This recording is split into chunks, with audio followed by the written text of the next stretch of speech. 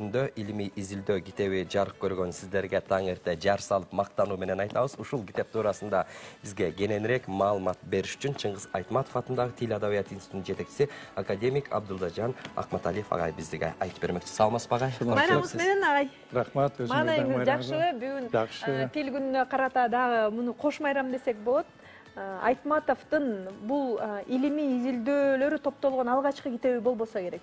Алгачкы китеби агай. Эми баягы толук кеңири чыккан алгачкы китептери түрк тилинде чыккан десе айтсак болот да. Эл аралык деңгээлде. Bunun баягы баш сөзүн, жыйнактын баш сөзүн эки өлкөнүн президенттеринин сөзү менен башталган экен. Анда сөз ошо китеп туурасында болсун. Эми бул көчмөндөр дүйнөлүк оюну болбоду. Дүйнөлүк көчмөндөр оюну. Ошонун алдында ушундай бир сунуш болуп калды да. Түрк элчилиги тарабынан жакында Türkiye prezidenti Recep Tayyip Erdoğan katışat. Anan bizden prezident Sooronbay Şaripovich Jeenbekov менен сүйлөшөт. Şu Айтматовдун чыгармачылыгы боюнча эл аралык bir симпозиум өткөрүү жөнүндө деп. Анан бул жерде ушул маселе чечилген окшойт. Идеялар эки президенттин ортосунда. Анан мага элчиликтен ошо тапшырма беришти. Сиз эми Айтматовду таанычусуз. Ушул ишке Азия боюнча координатор болуп берсеңиз депчи. Анан мен Азия өлкөлөрү боюнча координатор болдум.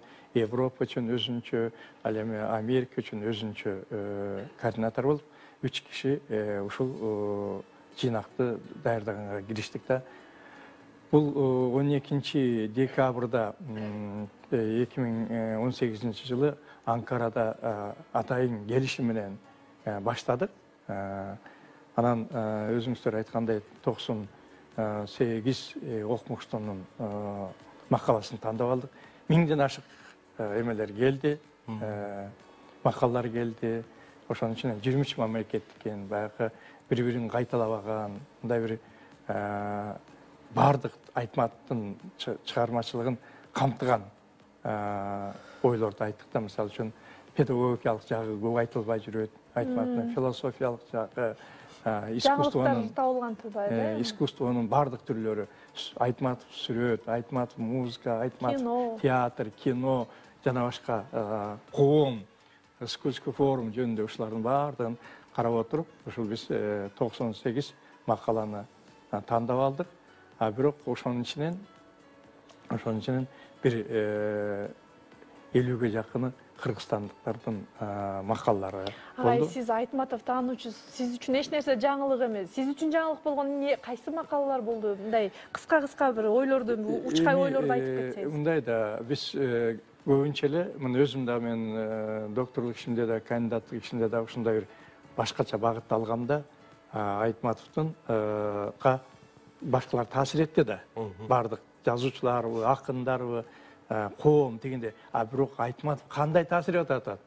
Ошо жазуучуларга, акындарга, ошо кино, сүрөт, музыка жанрларчы. Мына ошондой. Экинчи, мисалы үчүн Айтматов бардык жанрлар боюнча мындай бир кеңири түшүнүктүү болгондо, өзү кругозор кенен болгон, масштабтуу болгон, бардыгын талдай билген. Анан ошол өзүнө кандай кайта ошолорду сиңирип алган. Чыгармачылыгында кандай колдонгон ошолордучу деген көз караштар болду да. Анан азыркы заманда кандай которулуп атат, башка тилдерде канча тилде которулду, алардын кайсы тилден которулуп атат. Мурун орус тилинен которулчу да, көбүнчөчү Айтматовча. Азыр дароо ушундай заманга жетип калдык. Кыргыз тилинен эле оригиналдан кээ чыгармаларын, алгачкы чыгармаларын эмеге башка тилде которуп. Ар бир тилдин ээлери үчүн жаңылыктар ачыла берет болуш керек, англис тилинде мисалы өзүнүн жашоо шартына ылайыктуу Айтматовдун чыгармасынан өзүнүн бир нерсесин алат, индус тили башканы алат, фарс тили башканы, түрк тили, улам бир миң кырынан ачыла берсе керек. Анан ушул китептерге эки президент Сооронбай Шарипович Жээнбеков менен Эрдоган экөө баш сөз жазып, колдоо көрсөтүштү. Мына ушундай менен китеп жарык көрдү. Биз муну Анкарада аябай чоң симпозиум өткөрөт элек. Бирок бүгүнкү шарттарды карата пандемия учурунда ал максаты азыр кичине токтоп турат. Бул 2 томдук экен буюрса. Анан жана айтып атасыз, 1000ден ашык келди депчи макалалар. Эми дагы улантып чыгышы мүмкүнбү? Анткени бул жерге 98 эле макала кирсе дагы 900 дагы улантат. Эми азыр ошол шарт ошондой болуп калды. Алардын дагы албетте жакшы ойлор калып калган макалалардан да жакшы эмелер бар. Аларды кайта биз авторлорго жөнөтүп, дагы тереңдетип бергиле, кошумчалап бергиле, ушул жагын камтып берсеңер ошо өлкөлөрдүн деп мындай сунуш кылып атабыз. Анткени мен өзүм планымда ушул Айтматов боюнча азыр 3 томдук энциклопедия чыгардык. Биздин институт ар бири 1000 беттен 3000 бет. Бирок ар бир өлкөнү ачып беришибиз керек болуп атат да. Ар бир өлкөдө эмне болуп атат? Ошо Айтматовдун чыгармалары кандай басылып атат, кандай которулуп атат, кандай окулуп атат. Мисалы үчүн Кытайда эле миллиондон бир басылганда эле миллиондогон нуска менен басылып атпайбы? А жерде ай өзүнчө илимпоздор Айтматовду таануу деген илими бар. Айтматов жалпы эме ошонун баардыгын биз топтоштуралы, дагы уланталы, анан мындай эмелерди жанагы эле башка түрк тилдүү элдердин эмес, ошондой эле англис тилинде, орус тилинде, башка тилдерди чыгаралы деп атабыз да. Биз 5 томдук чыгардык 2018-жылы орус тилинде чыккан макалалардын жыйнагын чыгардык да. Ал дагы жакшылап болду. А бирок бизге жетпей атпайбы? Орусча жазбагандан кийин анан ушулардын баардыгын которуп, ушул жалпы окурмандарга жеткирели деген оюбуз бар да. Менин сөзүм туура эмес болуп калышы да мүмкүн, бирок ушул суроону берейин. Мен интернет желесинде отуруп Айтматов тууралуу маалыматтарды, форумдар бар, эми кыргызстандыктар өзүнүн ойлорун билдирет. Кыргызстандын ичинде Айтматов деп кыкыра бергенибиз менен чет жактарга баягы Айтматовду ушунчалык деңгээлде чыгарууда бир аксап келгендейбиз деген оюна бир кошулгандай болдум да, себеби сиз айткандай китептер азыр колубузда чыгып жатат, бирок дагы аздык кылат го агай. Айкеле ачылып атат. Баягы Кыргызстандын бренди катары Айтматов деген бир ай аламга жаңырып атат, бирок баягы убакыт өткөн сайын аны басаңдатпаш керек деп уламын. Туура айтасыңар. Анткени мындай да, мына буга чейин Айтматовдун чыгармаларын 83-жылы чыккан. Анан Айтматовдун 70-жылдыгына карата эме 98-жылы чыккан. Бирок анын баардыгы спонсорлордун жардамы менен чыгып атат да. Демирчилердин жардамы менен чыгып атат. Ал эми мамлекет эми колго алды. Колго алып, ошо 2018-жылы 90-жылдыгына карата ана 10 томдугуна каражат бөлүп берип чыгарды. Бирок ал жетпейт. Жетпейт да, 1000 тираж менен чыгып атат. Айтматовдой залкар үчүн жок да, жетпейт нускасы. 1000 деген эмне? Мектептер азыр 2000ден ашык мектеп бар. 2000ден ашык китепканалар бар да. Бул Кыргызстандын ичинде айтып атасыз. Мисалы азыр жогоруда келген америкалык досторубуз айтып атат, биз Айтматовду англис тилинде окуганбыз деп. Дагы жеткизиш керек да. Аларга жетти, алардын балдарына жетиш керек, Кыргыздар өзү көбүрөөк окуш керек да. Мен ойлойм, бул Айтматовдун 90-жылдыгы китепке болгон кызыгууну кичине арттырды да. Кой окуйун деп биздин жаштарыбыз дагы окуп калды да. Бул 2 томдуктун аталышы да жакшы экен, Боскырдын ойгонушу деп. Бул аталыш кайдан келди жана? Бул эми мындай да, Айтматов өзү 1963-жылы Лениндик сыйлыкка татыктуу болгон да. Ошондо Таалаалар жана Тоолор повесттери деп чыкканда, мына ошондон баягы Айтматовдун эмесин алдык да. Символдук мааниде алдык да.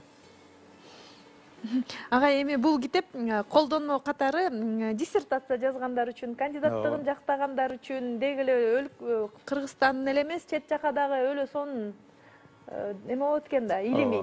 Бул эми мындай да, түрк тилин азыр көбү билип калды. Мына мисалы үчүн казактар, өзбектер, түркмөндөр, анан түркология деген эме бар да, өзүнүн тилим бар.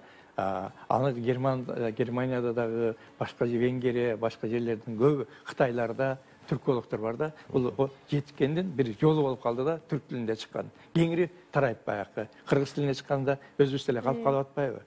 Түрк дүйнөсүнө. Ага, кыргызча анан англисче керек экен, ушулардын эле нускамасы, ошол жеринде да ойлойм. Керек, орусча да керек. Орусча. Эми башка тилдерде керек да. Ушунун эле нускамасы, илимий сонун.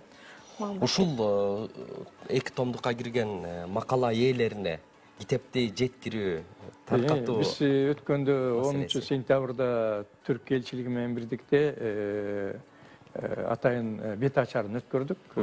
Анан жалпы коомчулукту чакыра алган жокпуз, бирок авторлордун көбүн чакырып, анан элекке бердик.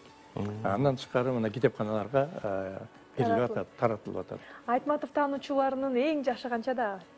Эң жашуусу мындай да, эми Айтматов макала жазып койсо эле Айтматов таануучу болуп калбайт. Кээ бирлер түшүнүп эметпей атат да. Бир макала жазып койсо эле ал, же болбосо бир курстук иш жазып койсо, же дипломдук иш жазса эле Айтматов жазат. Айтматов таануу деген бул ошо илимий бир даражага жетиш керек. Көп макалалар жазыш керек. Ошо илимий даражага жеткендердин 30 тегерегинде. Жакшы. Жакшы экен. 30 тегерегинде да. Сиз башында турган Чыңгыз Айтматов атындагы Тил Адабият институту бир топ пландарды аткарылбай калса керек ушул пандемияга байланыштуучу. Деги эле дагы кандай пландар алдыда бар?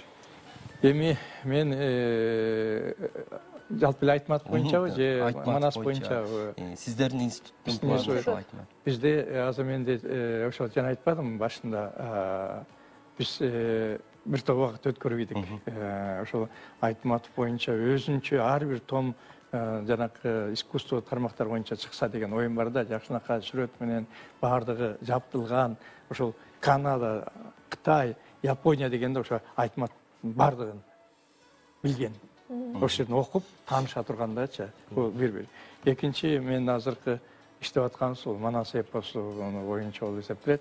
Манас эпосу боюнча 30 жылдардан бери эле баягы илимпоздордун сүйлөгөн сөздөрү, конференциялар, материалдары ошо көмүскөдө калып калган да. Көмүскөдө калып калган. Стенограммаларычы биз ошолорду кайра калыбына келтирип, биринчи жолу чыгаралы деген оюбуз бар. Бул эми чоң Манастандагы эмгек болуп эсептелет. Мындан тышкары биз азыр баягы мурастарга кайрылып атпайбызбы? Мурастарды Айтматов мураска кирип калды. Ошолордун баардыгын жаңыча көз караш менен изилдейли деген оюбуз бар да. Рахмат агай. Алдыда дагы улуттун жүгү сиздердин мойнуңуздарда, белиңиздерди бекем бууп, чоң ийгиликтерди жарата бериңиздер демекчүбүз. Дагы бир жолу тил күнүңүздөр менен, байрамыңыздар менен. Мен жанатан бери бул текчебизди карап суктанып карап атам. Бул жакта дагы бир китеп Айкөлдүгү Манас баба өңдөнүп деп эң сонун китеп турат. Анан сизден Санат экөөбүз жана жалпы жамаатыбыз сураналы дедик элек. Ушул текчебиз дагы кыпкызыл болуп, жаңы томдукка толсо кандай болот? Жакшы. Белекти сурап албайт, бирок. Мында берели силерге. Силерге дагы ийгилик каалайлы. Ошол китептер көбүрөөк болуп, эл көбүрөөк окуса деген ойда. Эми китеп дейбиз, китепти окуш керек. Кээде албетте кинодон көрүп коебуз.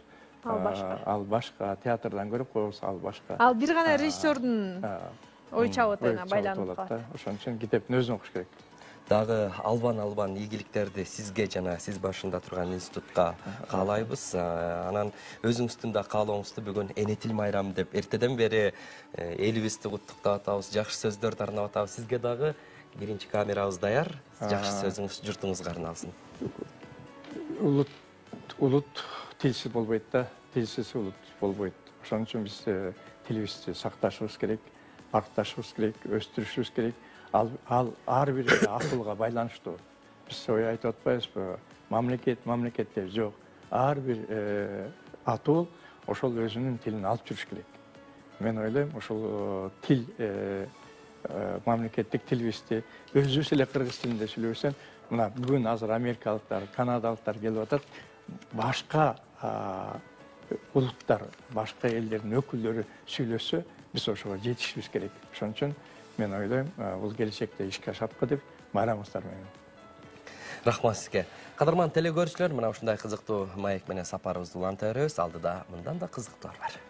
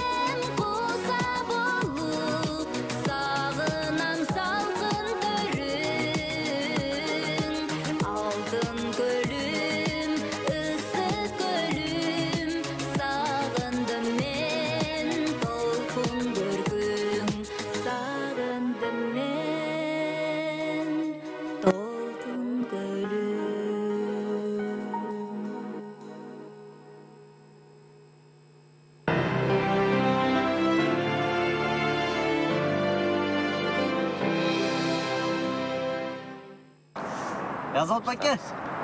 Жүрөгүмдө Кыргызстан.